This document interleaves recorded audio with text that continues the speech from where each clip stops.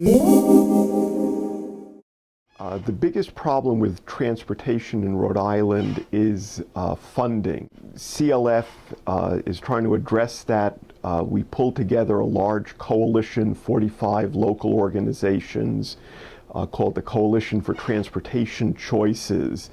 And the centerpiece of our work is legislation that would provide a new, more stable stream of funding for the Rhode Island Public Transit Authority.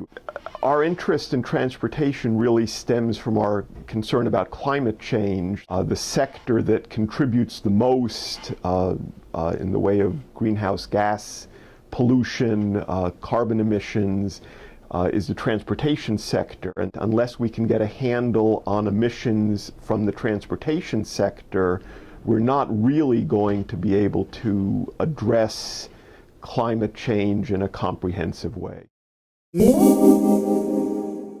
Lack of funding.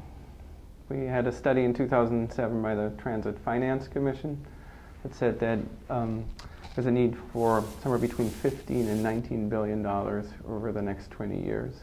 It has a huge impact on greenhouse gases. About a third of our greenhouse gas emissions come from the transportation sector. Effective local air quality issues are implicated by it.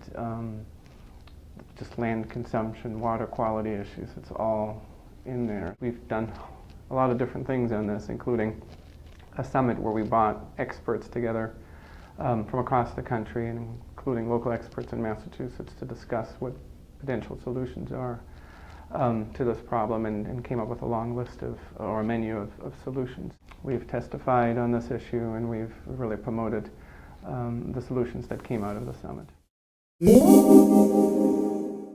The transportation issues that Maine generally faces is the fact that it's a big state, it's a rural state. You don't have dense urban centers, and yet you still need to get people from point A to point B without having them spend their entire paycheck on gasoline. And by way of comparison, Maine has roughly the same transportation budget as New Hampshire, roughly the same population base, and yet we have double the amount of roadways.